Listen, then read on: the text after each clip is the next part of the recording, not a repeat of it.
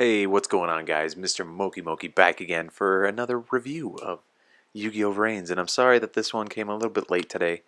Um, I was supposed to do it yesterday, but I took on more shifts for my work, and I had to make more money. I know it's not the ideal thing, and I definitely wanted to get the episode review out yesterday, but I took more shifts, and had a shift this morning, had a shift last night, and by the time I got home last night, I was just way too tired because I had to get up in the morning. So I just couldn't do it. But it's here now.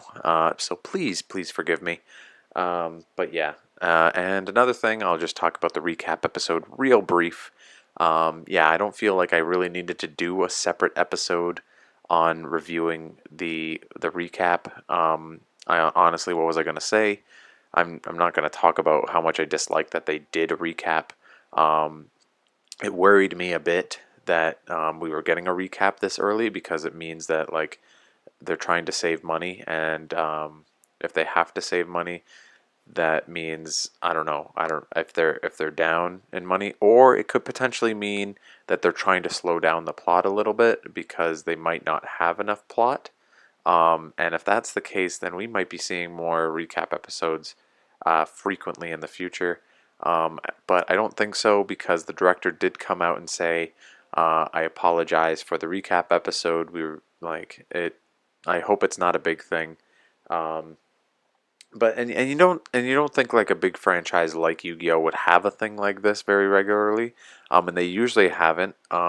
And honestly, for Arc 5, I can't even remember too many recap episodes. I remember we got one in the beginning and then one during the Xyz Dimension arc.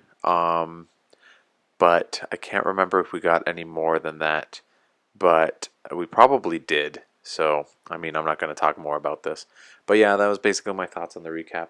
I will get right into my own episode review of this week's episode.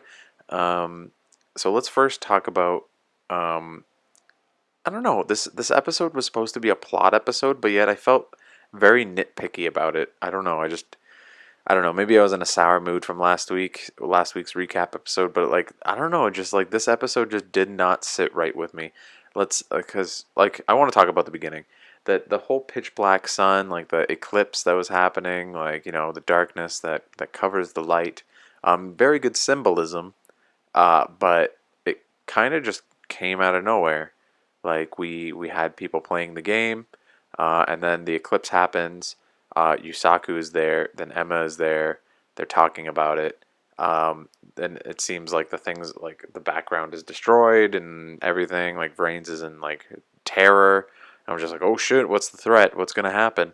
And then the opening cutscene happens, and then we're not in Vrains anymore. Like there's no eclipse, there's no nothing. Like what what just happened?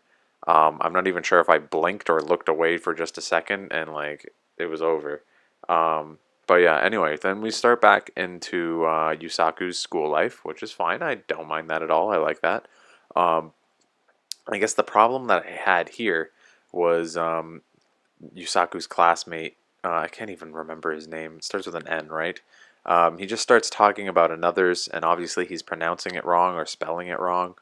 But the way that he just started talking about it, like he's just like, "Oh, you're acting like an another right now," and I'm like, really? Like that's how you're gonna introduce the plot? Like it wasn't the most creative thing to do, honestly. Like it didn't sit well with me. And it's just convenient to me that they were just talking about another's at school, and then all of a sudden the problem of another's arises, and it's I understand that Yu-Gi-Oh is kind of a kid show, but that's such like a childish plot device thing. I don't know. It just did not sit well with me. I'm not gonna hold it accountable for anything, but it just did not was not a good segue. Um, but yeah. Anyway, then Yusaku finds out like the people that they're targeting seems to be the people who want Ignis or Playmaker, so they're trying to weed out Playmaker. So it makes sense. He's the pivoting point for all of this. So people who have old dual discs and people who are like intelligent and smart, I guess. But yeah, being taken into another by the Knights of Hanoi. Um, they're being frozen in the game, and you know, just like Blue Angel, just like Blue Angel did. I did like that they brought that back, though there was no sign of Spectre, which was kind of weird to me. So it's good that they brought back what they did to Blue Angel here. I really like that. And yeah, but the other thing that just didn't sit well with me when Yusaku finally found out the next likely target, which was Makoto, it just seemed really, I don't know. He found him already like taken into Vrains, and then all of a sudden like his computer screen had him in Vrains, like already on the camera, and like Yusaku could watch this happen. And I was just like, what? How? Why? How is that a thing? Um, and then conveniently, Go comes up in this camera so that Yusaku can also learn that Go like cares about this Makoto character so that he can also go to the hospital and meet Go there and figure out what is going on. And am I saying go too much? I feel like I'm saying go too much. Um, gosh, just I don't know. It seemed like a lot of plot convenience, and I'm not sure if I should be nitpicky about it because in the end, I guess it doesn't care. I mean, I guess I don't care, but I don't know. It seemed very convenient to me. Um, I don't know. It just helped. It was just very convenient to help the plot move along, I guess. But like, I don't know. They could have dragged it out a bit longer for like Yusaku to come up with a more creative way to figure this out. Um, Instead of like the camera being already on Makoto so that he can learn. And like, how did Go even know?